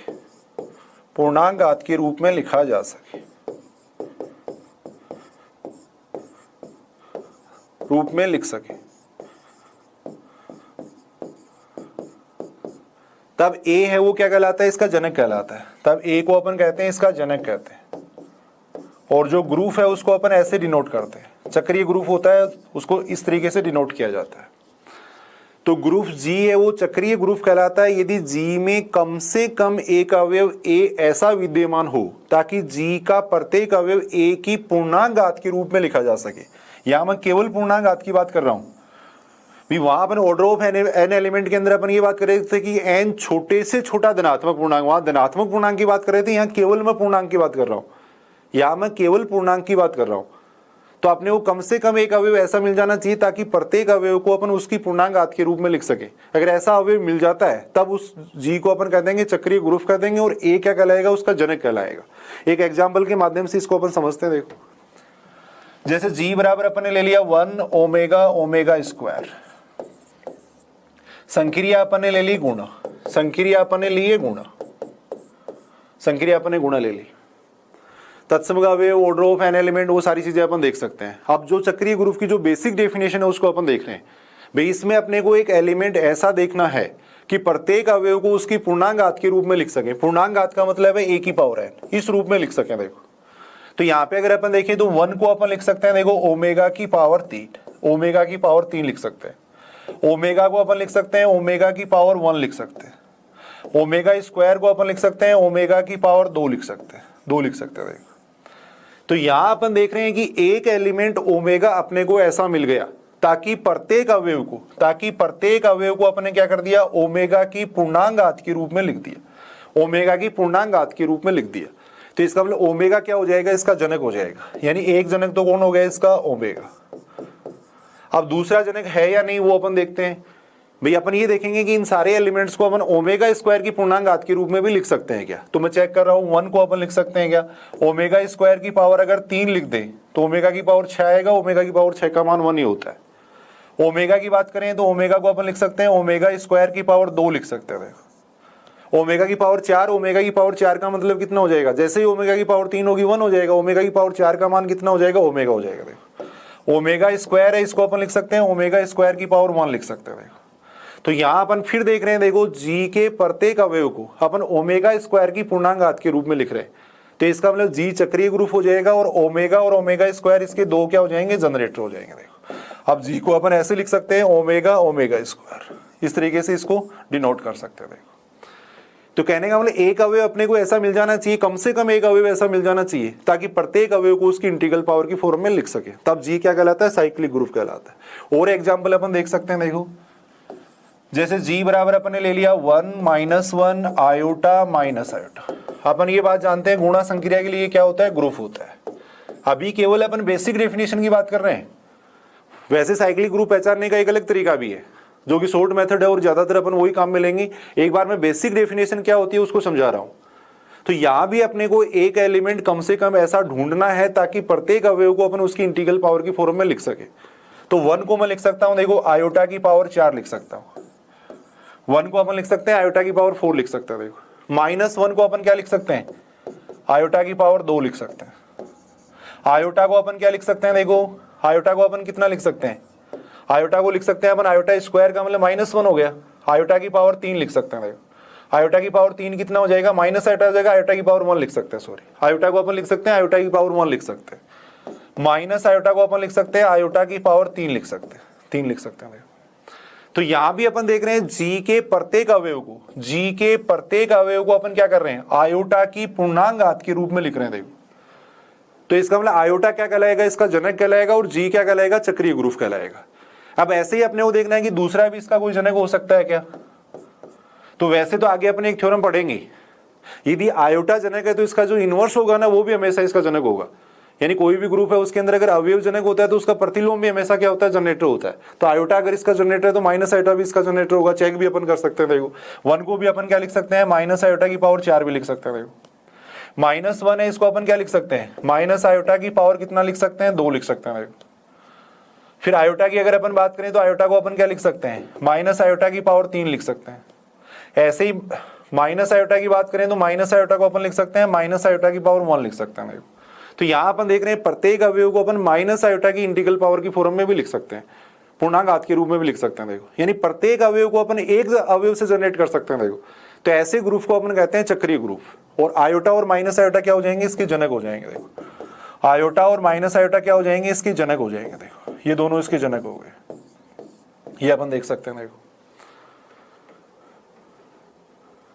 इसके अलावा एक दूसरा तरीका और होता है भाई, आगे अपन एक थ्योरम पढ़ेंगे। देखो ऑर्डर ऑफ जनक अगर जी परिमित ग्रुप है, अगर जी फाइनाइट ग्रुप है, परिमित ग्रुप है, तब ऑर्डर ऑफ जनक हमेशा बराबर होगा किसके, ऑर्डर ऑफ ग्रुप के।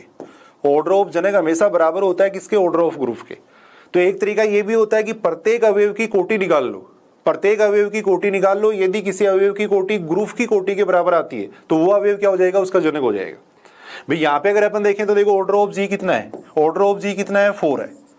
अब प्रत्येक अवयव का ऑर्डर निकालें तो अभी अपने सीखा था ऑर्डर ऑफ 1 कितना हो जाएगा, 1। ऑर्डर ऑफ -1 कितना हो जाएगा, 2। ऑर्डर ऑफ आयोटा कितना हो जाएगा, 4। ऑर्डर ऑफ माइनस आयोटा कितना हो जाएगा, 4। तो 2 अवयव ऐसे आ रहे हैं जिनकी कोटि किसके बराबर आ रही है, ग्रुप की कोटि के बराबर आ रही है। देखो 2 अवयव ऐसे आ रहे हैं जिनकी कोटि क्या है, ग्रुप की कोटि के बराबर है। तो ये दोनों अवयव क्या हो जाएंगे, उसके जनक हो जाएंगे। अपन अगर परिमित ग्रुप दे रखा है तो हमेशा यही मेथड काम में लेना है। ऑर्डर ऑफ जी देख लेंगे, फिर अवयव की कोटि निकाल के देख लेंगे। अगर एक भी अवयव की कोटि ग्रुप की कोटि के बराबर आती है तो वही अवयव क्या हो जाता है, उसका जनक हो जाता है। तो अगर फाइनाइट ग्रुप हो तो अपन इस तरीके से देख सकते हैं। देखो ये तो अपने बेसिक डेफिनेशन की बात की थी, बाकी इस तरीके से ज्यादा ठीक रहेगा। तुरंत अपन पहचान सकते हैं कि ये चक्रीय ग्रुप है या नहीं, या इसका कौन जनरेटर है वो तुरंत अपन पता लगा सकते हैं। देखो और अगर अपन बेसिक डेफिनेशन की बात करें, अपन चेक कर रहे हैं कि Z+ है वो चक्रीय ग्रुप है या नहीं, Z+ है वो चक्रीय ग्रुप है या नहीं, ये अपन चेक कर रहे हैं।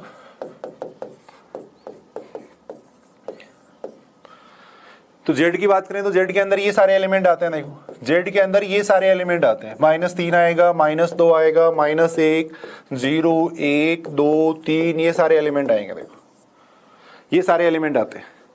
अब यहाँ अपने को ऑर्डर नहीं निकालना है, यहाँ बेसिक डेफिनेशन से अपन चेक करेंगे। संक्रिया यहाँ अपने को प्लस दे रखी है, देखो संक्रिया प्लस दे रखी है, तो a की पावर n का मतलब हो जाएगा n डॉट a। तो अपने को एक अवयव ऐसा ढूंढना है ताकि प्रत्येक अवयव को अपन n डॉट a की फॉर्म में लिख सके। देखो n डॉट a की फॉर्म में लिख सके, तब अपन कहेंगे कि इसको अपने पूर्णांक घात में लिख दिया। तो यहाँ अपन देख सकते हैं, देखो प्रत्येक अवयव को अपन 1 की पूर्णांक घात के रूप में लिख सकते हैं। देखो n डॉट a की फॉर्म में लिखना है, n डॉट a की फॉर्म में लिखना है, ये तो अवयव हो जाएगा, यहाँ पूर्णांक घात लिखनी है। देखो अब पूर्णांक घात अपने को पॉजिटिव भी ले सकते हैं, नेगेटिव भी ले सकते हैं, जीरो भी ले सकते हैं। तो जीरो को अपन देखो 0.1 लिख सकते हैं, 1 को अपन लिख सकते हैं 1.1 लिख सकते हैं, 2 को अपन लिख सकते हैं 2.1 लिख सकते हैं।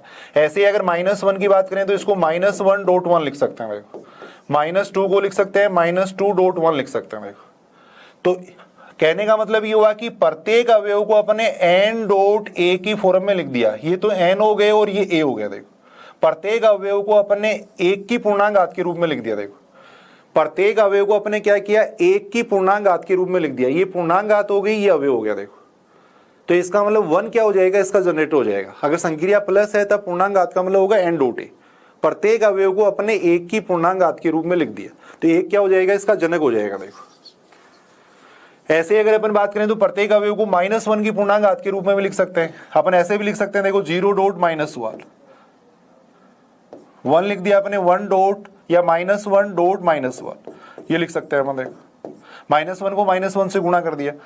2 को अपन लिख सकते हैं, देखो -2.1 लिख सकते हैं। ऐसे ही -1 की अगर अपन बात करें तो इसको अपन लिख सकते हैं 1.1।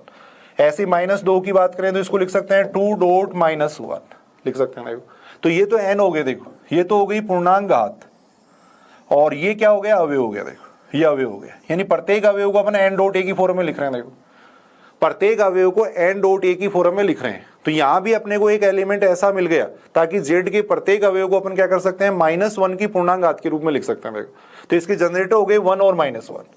इसके जो जनरेटर होंगे वो क्या हो जाएंगे, -1 और 1 हो जाएंगे। देखो 2 इसके जनरेटर होंगे। और एक वेरी इंपॉर्टेंट थ्योरम भी है कि प्रत्येक अपरिमित चक्रीय ग्रुप के जनकों की संख्या हमेशा 2 होती है, केवल और केवल 2 होती है, ना 2 से ज्यादा हो सकती है ना 2 से कम हो सकती है। और इसका सबसे अच्छा उदाहरण यही है। देखो Z प्लस चक्रीय ग्रुप है जिसकी जनकों की संख्या कितनी आ रही है, 2। तो हमेशा याद रखना, कई बार एग्जाम के अंदर पूछा गया कि अपरिमित चक्रीय ग्रुप के जनकों की संख्या कितनी होती है, तो 2 होती है। देख भी रहे हैं अपन, -1 और 1 होती है। Z प्लस क्या हो गया, चक्रीय ग्रुप हो गया। अब और जो स्टैंडर्ड ग्रुप हैं उनकी अपन बात कर रहे हैं। अपन बात कर रहे हैं Q प्लस चक्रीय ग्रुप है या नहीं। अपन ये चेक कर रहे हैं कि Q प्लस चक्रीय ग्रुप है या नहीं। Q प्लस है वो चक्रीय ग्रुप है या नहीं, ये अपन बात कर रहे हैं। देखो Q का मतलब P/Q टाइप की संख्या आएंगी इसके अंदर, 20 टाइप की सारी संख्या आएंगी। अपन बात करें तो -3 भी होगा, -2, -1, 0, 1, 1/2, 2/3, ये सारी संख्याएं होंगी, 3/4 सारी संख्या इसके अंदर होंगी, इस टाइप की सारी संख्या होंगी। अब अपने को ये देखना है कि एक अवयव इसके अंदर अपने को ऐसा मिल जाएगा क्या ताकि प्रत्येक अवयव को उसकी पूर्णांक घात के रूप में लिख सके। सपोज मैंने लिख दिया, सबसे पहले मैं बात कर रहा हूं जैसे 2 की। 2 को अपन क्या लिख सकते हैं, 1 ले लिया मैंने, 1 के साथ में अगर 2 लिखूंगा तो ये इसकी पूर्णांक घात होगी, ये इसकी पूर्णांक घात होगी। अगर संक्रिया प्लस हो तो n डॉट a की फॉर्म में लिखना है, n डॉट a की फॉर्म में। -2 लेंगे तो -2 को अपन लिख सकते हैं -2 × 1 लिख सकते हैं। देखो 1 लिख सकते हैं। अब अगर अपन बात करें 1/2 की, देखो इसके अंदर 1/2 भी होगा, 1/2 भी होगा। तो 1 के साथ में मैं क्या पूर्णांक संख्या लिखूं कि 1/2 आ जाए। 1 के साथ में मैं क्या पूर्णांक संख्या लिखूं कि 1/2 आ जाए। ऐसी कोई पूर्णांक संख्या नहीं है। देखो ऐसी कोई पूर्णांक संख्या नहीं है जो 1 के साथ में लिखने पर, 1 की पूर्णांक घात लिखने पर 1/2 आ जाएगा। ऐसी कोई भी पूर्णांक संख्या विद्यमान नहीं है। 2/3 अगर मैं लेता हूं तो मेरे को ये देखना है कि 1 के साथ में मैं कौन सा पूर्णांक लिखूं कि 2/3 आ जाए। कोई भी ऐसा पूर्णांक विद्यमान नहीं है। देखो तो यहां अपन ये कह सकते हैं कि 1/2 है, 2/3 है, इसको अपन 1 की पूर्णांक घात के रूप में नहीं लिख सकते, 1 की इंटीग्रल पावर की फॉर्म में नहीं लिख सकते। तो इसका मतलब अपन ये कह सकते हैं कि Q प्लस है वो साइक्लिक ग्रुप नहीं है। देखो Q प्लस चक्रीय ग्रुप नहीं है, क्योंकि यहां अपने को ऐसी कोई संख्या नहीं मिल रही है। भाई Z प्लस के अंदर अपने देखा था, वहां क्या थी, सारी पूर्णांक संख्याएं थी। तो 1 के साथ में अपने 2 लिख दिया था, 3 लिख दिया था। लेकिन यहाँ पे 1 के साथ में अपन क्या लिखेंगे, 1/2 आ जाए। 1 के साथ में अपन क्या लिखेंगे, 2/3 आ जाए। कोई भी ऐसी पूर्णांक संख्या विद्यमान नहीं है, तो अपन ये कह सकते हैं कि क्यू प्लस है वो साइक्लिक ग्रुप नहीं है। क्यू प्लस भी साइक्लिक ग्रुप नहीं है, आर प्लस भी नहीं है और सी प्लस भी नहीं है। देखो दोनों ही चक्रीय ग्रुप नहीं है। देखो केवल जेड प्लस चक्रीय ग्रुप होता है, केवल जेड प्लस चक्रीय ग्रुप होता है। और बार बार एग्जाम के अंदर पूछा जाता है कि निम्न में से कौन सा चक्रीय ग्रुप है। जो स्टैंडर्ड अपने को ग्रुप है वो दे देते हैं, क्यू प्लस होगा, आर प्लस होगा, सी प्लस होगा, जेड प्लस होगा।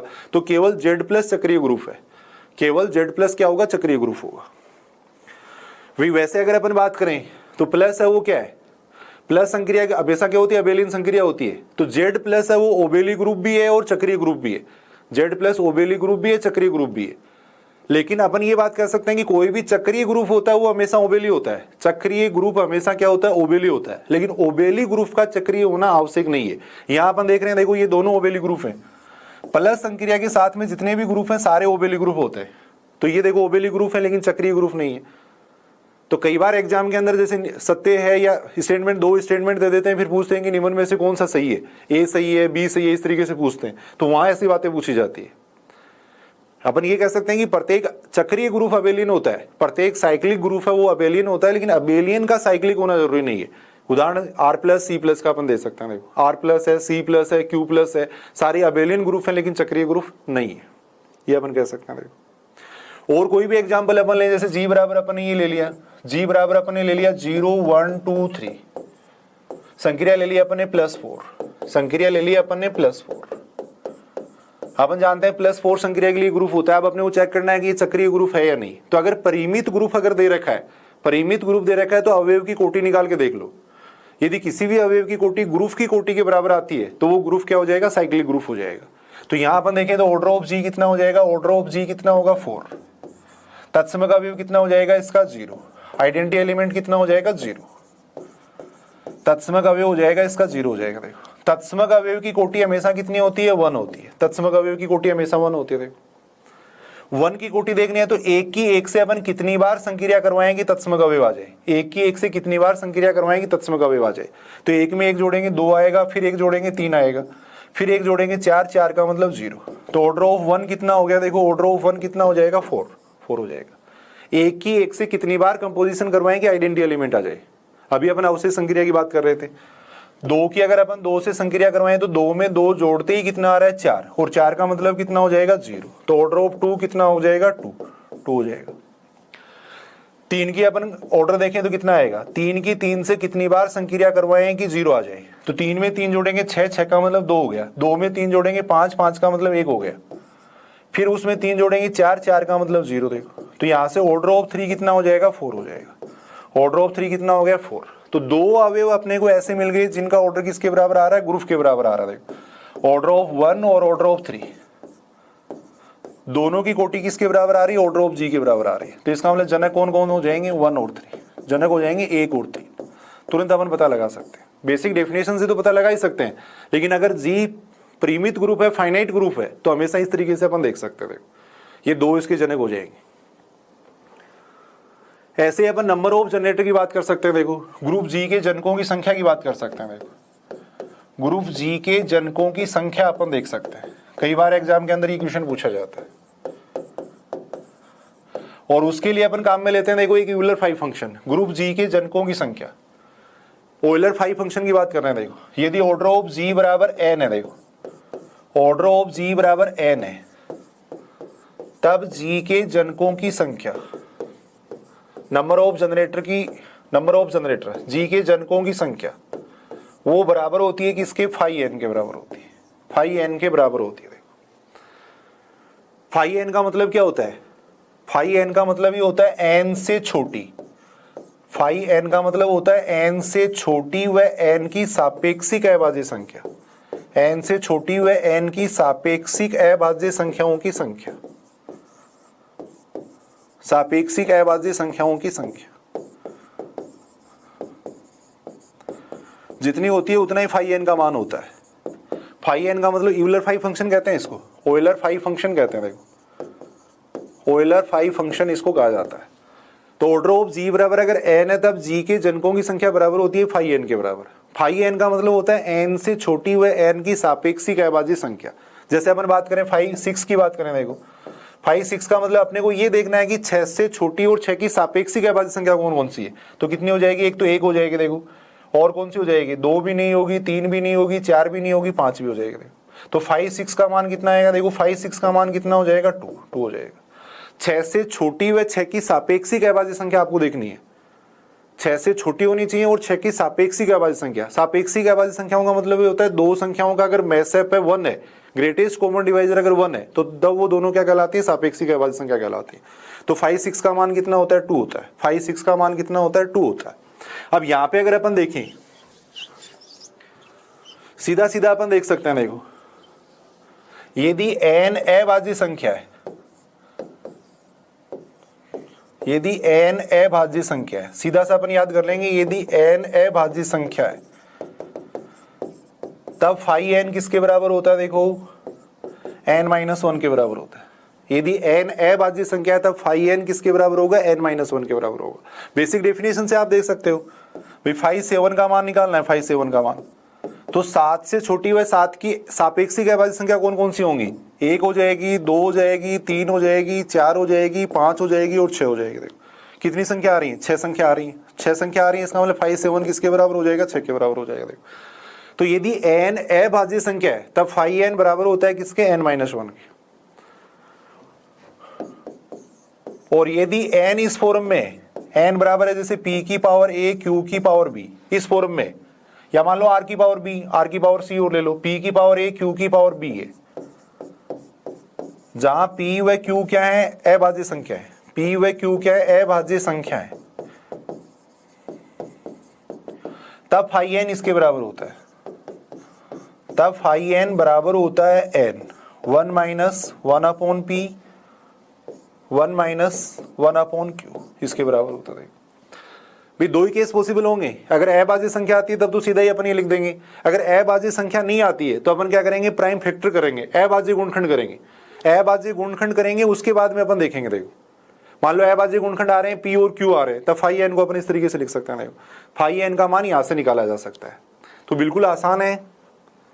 सबसे पहले अपन बात कर रहे हैं, जैसे ऑर्डर ऑफ जी बराबर आपको दे दिया, मान लो ये दे दिया, ऑर्डर ऑफ जी बराबर दे दिया 31, तब जी के जनकों की संख्या पूछी गई है, तब जी के जनकों की संख्या पूछी गई है, तो तुरंत अपन बता सकते हैं यदि n प्राइम नंबर है तब फाई n बराबर होता है n-1 के। तो यहां से कितना आ जाएगा, कितना आ जाएगा, 30, आंसर आ जाएगा 30 आ जाएगा। देखो ऑर्डर ऑफ जी बराबर 31 है तो इसके जनकों की संख्या बराबर होगी फाई 31 के, और फाई 31 का मान कितना हो जाएगा, 30 हो जाएगा। देखो अगर n प्राइम नंबर है, n अगर अभाज्य संख्या है तब फाई n बराबर होता है किसके, n-1 के बराबर होता है।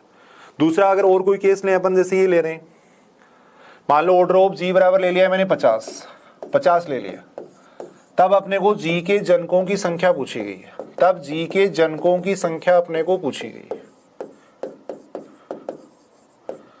तो 50 के अभाज्य गुणनखंड कर लेंगे। देखो 50 के प्राइम फैक्टर अपन कर रहे हैं, सबसे पहले 2 का भाग देंगे 25 आएगा, फिर 5 का भाग देंगे 5 आएगा, फिर 5 का भाग देंगे 1 आएगा। देखो अब 50 को अपन ऐसे लिख सकते हैं, देखो 50 को अपन क्या लिख सकते हैं, 50 को अपन लिख सकते हैं 2 की पावर 1 × 5 का स्क्वायर, ऐसे लिख सकते हैं। प्राइम फैक्टर कर लेंगे अपन, अभाज्य गुणनखंड कर लेंगे, तब जनकों की संख्या किसके बराबर आ जाएगी, जनकों की संख्या, जनकों की संख्या वो किसके बराबर हो जाएगी, देखो फाई 50 के, और फाई 50 का मान अपन इस तरीके से निकाल सकते हैं, कितना आएगा 50, या 50 लिखना है, यहाँ लिखेंगे 1 - 1/2, 1 - 1/2 लिखेंगे, फिर लिखेंगे 1 - 1/5, ये लिखेंगे। देखो अभी जो बात कर रहे थे वो अपन ये कर रहे थे,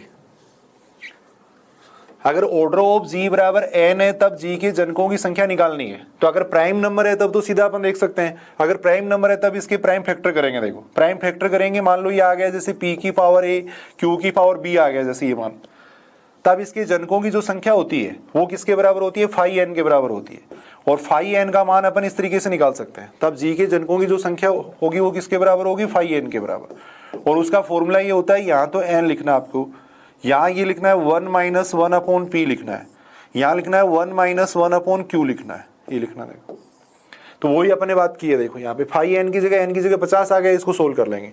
अब इसको सोल्व करेंगे तो ये कितना आएगा, 50 × 1/2 × 4/5, ये आ जाएगा। यहां से ये कैंसिल करेंगे, ये 5 हो जाएगा, इसको सोल्व करेंगे तो कितना आएगा 20। तो यदि किसी ग्रुप का ऑर्डर अगर 50 है, 50 है, तो उसके जनकों की संख्या कितनी होती है, 20 होती है। तब जी के जनकों की संख्या कितनी हो जाएगी, 20 हो जाएगी। देखो किसी के लिए भी अपन चेक कर सकते हैं, किसी के लिए भी चेक किया जा सकता है। ऑर्डर ऑफ जी बराबर 60 है, तब जनकों की संख्या पूछी गई है, तब जी के जनकों की संख्या पूछी गई है, जनकों की संख्या, तब जी के जनकों की संख्या पूछी गई है। तो 60 के प्राइम फैक्टर कर लेंगे, 60 के प्राइम फैक्टर कर लेंगे, 2 का भाग देंगे 30 आएगा, फिर 2 का भाग देंगे 15 आएगा, फिर 3 का भाग देंगे 5 आएगा, फिर 5 का भाग देंगे 1 आएगा।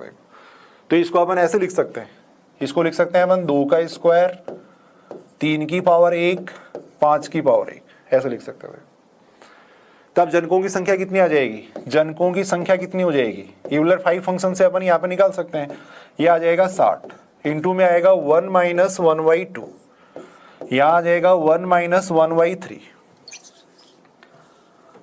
यहां से आ जाएगा 1 माइनस 1/5 आ जाएगा, ये आ जाएगा। अब इसको सोल्व करते हैं तो कितना आएगा, इसको सोल्व करेंगे तो ये आएगा 60 1/2, ये आ जाएगा 2/3, और ये आ जाएगा 4/5 आ जाएगा। ये इससे कैंसिल हो जाएगा, ये देखो ये सारे इससे कैंसिल, यहाँ आ जाएगा 2 आ जाएगा। अब इसको सोल्व करेंगे तो ये कितना आएगा 16 आ जाएगा। तो यदि किसी ग्रुप का ऑर्डर अगर 60 है तो उसकी जनकों की संख्या कितनी हो जाएगी, 16 हो जाएगी। जनकों की संख्या कितनी हो जाएगी, 16 हो जाएगी। आसानी से अपन देख सकते हैं।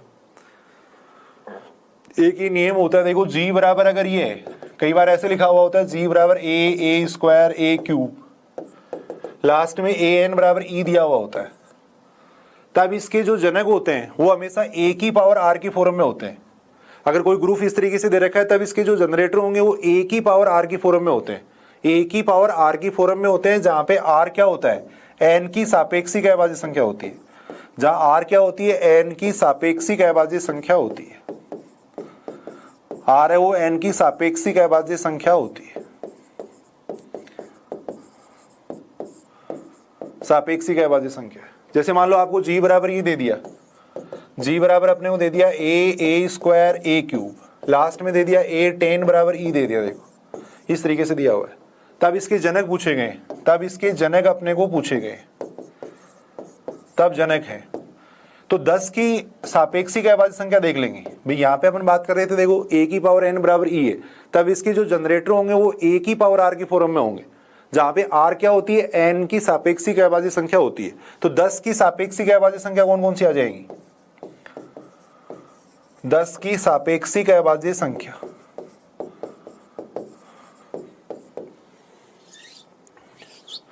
दस की सापेक्षिक अभाज्य संख्या अगर अपन देखें तो कौन कौन सा हो जाएगा, 1 हो जाएगा, फिर 3 हो जाएगा, फिर कितना हो जाएगा, 10 की सापेक्षिक अभाज्य संख्या अपन देख रहे हैं 7 हो जाएगा, फिर कितना हो जाएगा, 9 हो जाएगा। देखो तो इसके जो जनक आएंगे वो क्या क्या आ जाएंगे, इसके जो जनक होंगे वो क्या क्या हो जाएंगे, a की पावर 1, a की पावर 3, a की पावर 7, a की पावर 9, ये इसके जनक हो जाएंगे।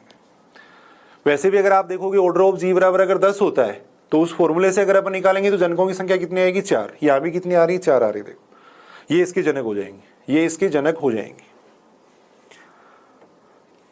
एक अपन ये कह सकते हैं, अगर जी मान लो चक्रीय ग्रुप है, जी चक्रीय ग्रुप है, जी चक्रीय ग्रुप है, तथा ऑर्डर ऑफ जी बराबर अपने को दे रखा है, मान लो n दे रखा है, ऑर्डर ऑफ जी बराबर n दे रखा है,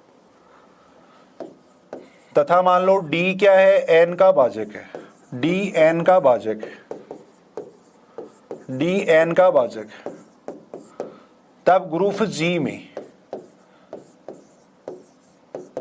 तब ग्रुप जी में कोटि d के अवयवों की संख्या, कोटि d के अवयवों की संख्या, कोटि d के अवयवों की संख्या वो हमेशा बराबर होती है किसके, फाइ d की, फाइ d के बराबर होती है।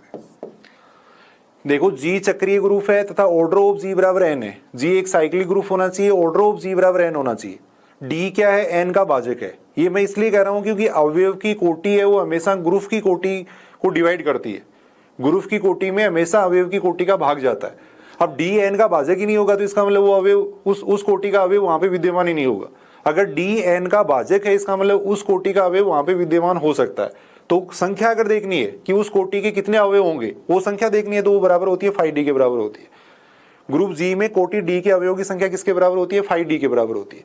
कोई भी एग्जाम्पल अगर अपन देखें, जैसे कोई भी एग्जाम्पल अपन देख रहे हैं, जैसे ऑर्डर ऑफ जी बराबर अपने को दे रखा है 15 तथा जी अपने को दे रखा है चक्रीय ग्रुप दे रखा है, जी चक्रीय ग्रुप अपने को दे रखा है, जी अपने को चक्रीय ग्रुप दे रखा है।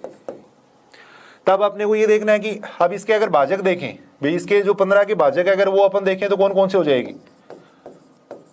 अवयव की कोटि अगर यहाँ पे अपन देखें तो अवयव की कोटि क्या क्या हो सकती है? देखो इसकी भी अवयव की कोटि का हमेशा ग्रुप की कोटि में भाग जाता है। तो अवयव की कोटि क्या क्या हो सकती है? या तो 1 हो सकती है, या 3 हो सकती है, या 5 हो सकती है, या 15 हो सकती है। देखो अब अपने को ये पूछा गया कि 5 कोटि के कितने अवयव होंगे, या प्रत्येक अवयव की कोटि देख लो। यहाँ पे एक अवयव एक कोटि के कितने अवयव होंगे? एक कोटि के अवयवों की संख्या अगर पूछी गई है, एक कोटि के अवयवों की संख्या अगर पूछी गई है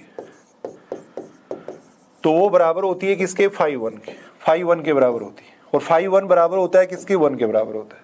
3 कोटि के अवयवों की संख्या अगर पूछी गई है तो 3 कोटि के अवयव कितने हो जाएंगे? 5 3 हो जाएंगे। देखो 5 3 प्राइम नंबर हो गया। और अभी अपन बात कर रहे थे अगर n प्राइम नंबर होता है तो 5n बराबर होता है किसके? n-1 के। तो 5 3 बराबर कितना हो जाएगा? यहाँ पे 2 हो जाएगा। देखो 5 की अगर अपन बात करें, देखो 5 की बात कर रहे हैं, 5 कोटि के अवयवों की संख्या, 5 कोटि के अवयवों की संख्या कितनी हो जाएगी? देखो 5 भी प्राइम नंबर है तो ये आएगी 4। 5 कोटि के कितने अवयव होंगे? 4 अवयव होंगे। ऐसे ही 15 कोटि के अवयव वहां देख सकते हैं अपन, 15 कोटि के अवयवों की संख्या देख सकते हैं। 15 कोटि के अवयवों की संख्या अपन देख सकते हैं। 15 इसको अपन लिख सकते हैं, ऐसे लिख सकते हैं भाई 5 3 इंटू 5 लिख सकते हैं, ये लिख सकते हैं। देखो इसका मान 2 हो जाएगा, इसका मान 4 हो जाएगा, यानी कितना हो जाएगा? 8 हो जाएगा। इस तरीके से भी अपन देख सकते हैं। या इस तरीके से अगर नहीं भी देखें तो वैसे देख लीजिए, जो पहले अपन नियम देख रहे थे भाई 15 का मतलब क्या हो गया? 15 के अभाज्य गुणनखंड करेंगे तो ये कितना आएगा? 3 की पावर 1 आएगा और 5 की पावर 1 आएगा। अब इसको अपन ऐसे लिख सकते हैं 15 साथ में आ जाएगा 1 - 1/3 और 1 - 1/5। इसका मान निकालना अभी अपने सीखा था। इसको पूरे को सरल करते हैं तो ऊपर आएगा कितना? 2 और 4 यानी 8 ही आएगा। देखो तो 8 आ जाएगा इसका। तो यहां अपन ये कह सकते हैं कि जी अगर साइक्लिक ग्रुप है और उसका ऑर्डर अगर 15 है तो उसमें एक कोटि के अवयवों की संख्या कितनी हो जाएगी? 1। और अपन ये बात जानते हैं एक कोटि का एक ही अवयव होता है और वो कौन होता है? तत्सम अवयव होता है। 3 कोटि के अवयव कितने हो जाएंगे? 2। 5 कोटि के अवयव कितने हो जाएंगे? 4। और 15 कोटि के अवयव कितने हो जाएंगे? 8 हो जाएंगे। देखो ये 8 क्या हो जाएंगे? इसके जनरेटर हो जाएंगे। ग्रुप की कोटि के बराबर जिन अवयवों की कोटि आती है वो सारे जनरेटर होते हैं, तो 8 जनरेटर होंगे। देखो इसके, ये बात अपन कर सकते हैं। टोटल इनको काउंट करें तो ये कितने हो जाएंगे? 15 हो जाएंगे। देखो तो इस तरीके से अपन क्वेश्चन कर सकते हैं। एक क्वेश्चन बार बार एग्जाम के अंदर पूछा जाता है, ये दे रखा है, जैसे वेरी इंपॉर्टेंट क्वेश्चन है, बार बार एग्जाम के अंदर पूछा जाता है। माना कि गुणात्मक समूह है, गुणात्मक समूह एक बार एग्जाम के अंदर पूछा गया था, आरएस के अंदर भी एक बार पूछा गया है। माना कि गुणात्मक समूह है जी, इकाई के 9वें मूल्यों का समुच्चय है, इकाई के 9वें मूल्यों का समुच्चय है, इकाई के 9वें मूल्यों का समुच्चय है। तब जी में 9 कोटि के अवयवों की संख्या कितनी होगी? जी में 9 कोटि के अवयवों की संख्या पूछी गई, 9 कोटि के अवयवों की संख्या पूछी गई,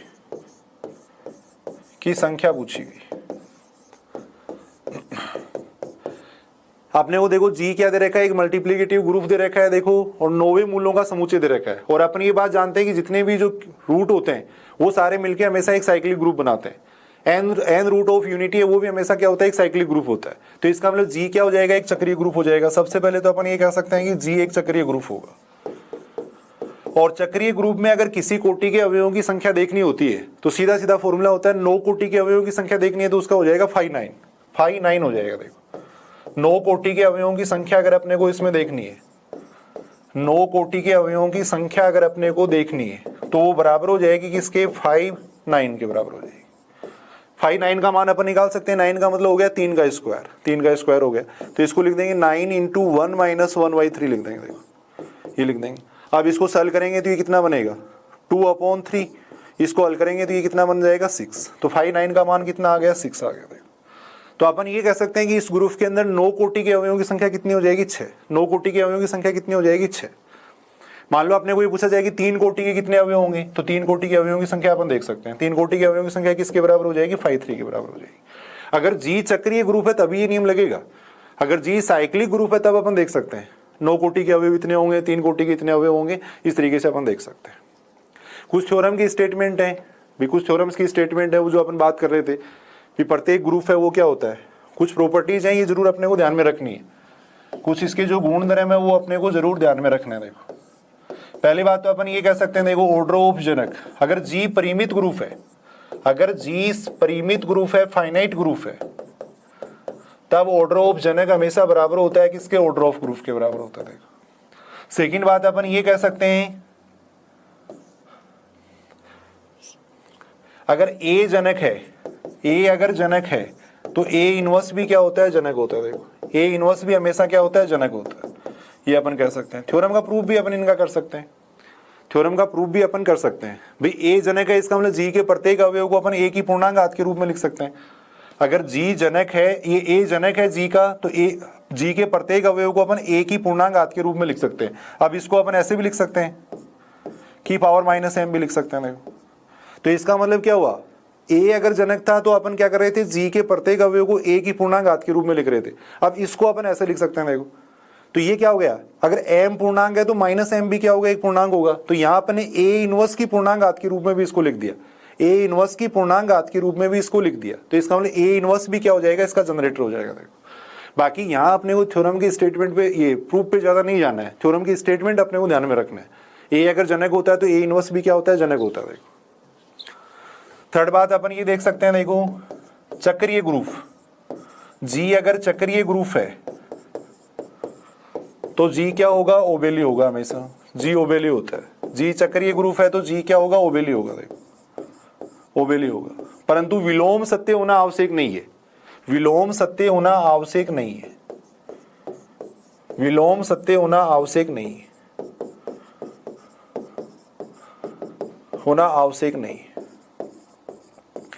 प्रूफ भी अपन इसका कर सकते हैं। देखो जी अगर चक्रीय ग्रुप है तो हमेशा क्या होता है, ओबेली होता है, लेकिन ओबेली है तो चक्रीय होना आवश्यक नहीं है। जैसे अपन बात कर सकते हैं Q प्लस R प्लस, इन सब की बात कर सकते हैं, सारे ओबेली ग्रुप होते हैं लेकिन चक्रीय ग्रुप नहीं होते।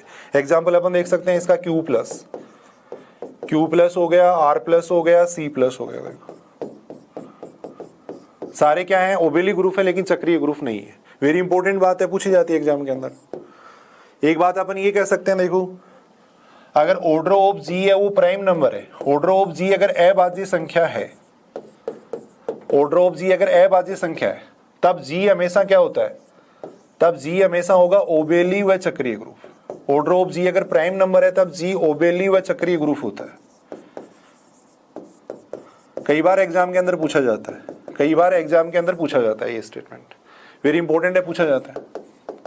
भाई आपको ये दे देंगे कि ऑर्डर ऑफ जी बराबर 31 है, ऑर्डर ऑफ जी बराबर आपको 31 दे दिया, तब जी होगा चक्रीय ग्रुप होगा, ओबेली ग्रुप होगा, क्या होगा। तो यहाँ पर ये कह सकते हैं कि ऑर्डर ऑफ जी अगर प्राइम नंबर होता है तब जी ओबेली भी ग्रुप होता है और चक्रीय ग्रुप भी होता है।